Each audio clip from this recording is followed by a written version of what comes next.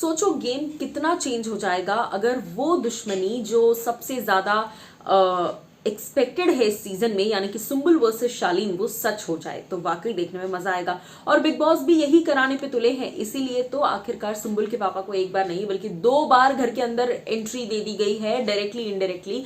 और तबीयत ठीक नहीं है ये बोलकर बिग बॉस बात करवा रहे हैं सुम्बुल के पापा की सुम्बुल से। और जब वो पूरी बात हो जाती है फिर सुम्बुल को कहते हैं कि सुम्बुल ये पहली और आखिरी बार था, हमें तो कहा था कि तबीयत ठीक नहीं है इसलिए बात करवाई है। लेकिन लास्ट में सुम्बुल को डांट रहे कि ये आगे से नहीं होना चाहिए। अरे भाई उसको क्या बोल रहे हो आप, ध्यान रखो कि आगे से नहीं होना चाहिए, मतलब कुछ भी।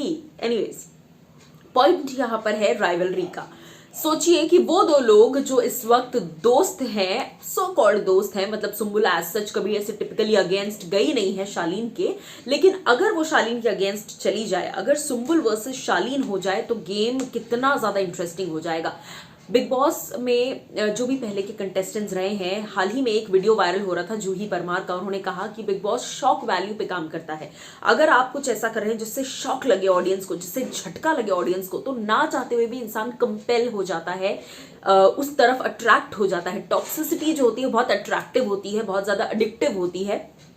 अगर आप ये नहीं जानते तो मैं आपको बता देती हूँ, बिकॉज मुझे थोड़ी बहुत नॉलेज है इस चीज़ की, बट मैं आपको बता दूँ टॉक्सिसिटी जो होती है वो बहुत एडिक्टिव होती है।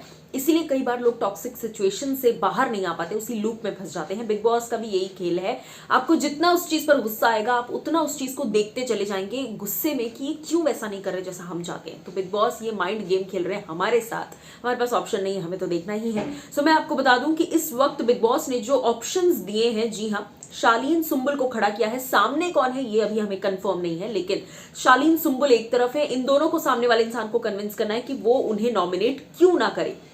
अब ऐसे में मैं आपको बता दूं कि बिग बॉस ने शालीन सुम्बुल को जब एक दूसरे के ऑपोजिट खड़ा किया, वॉर के तौर पर खड़ा किया, तो क्योंकि पापा जी कहकर गए हैं ऑलरेडी कि बेटा शालीन को और टीना को उसकी औकात दिखाओ, टीना के मुंह पे लात मारना। इस तरह, पहली बात तो ये किस तरह के शब्द हैं ये मुझे समझ में नहीं आता कि कोई बाप नेशनल टेलीविजन पर अपनी बेटी को ऐसे हिदायत दे रहा है कि उसके मुंह पे लात मारना, उसको ये करना, उसको वो करना।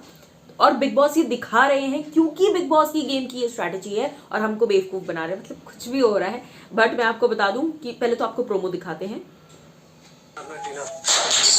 गोली का हमला देगा नॉमिनेशन का घाव। आप अपना बताओ क्यों ले रहे हो सुपारी? मुझे बहुत नफरत है इस लड़की से, बिल्कुल भी अपनी अकल से काम नहीं लेती। तो शालीन ने क्लियरली नॉमिनेशन का रीजन ये दिया कि मुझे बहुत नफरत है इस लड़की से, मैं चाहता हूं कि ये बाहर निकल जाए।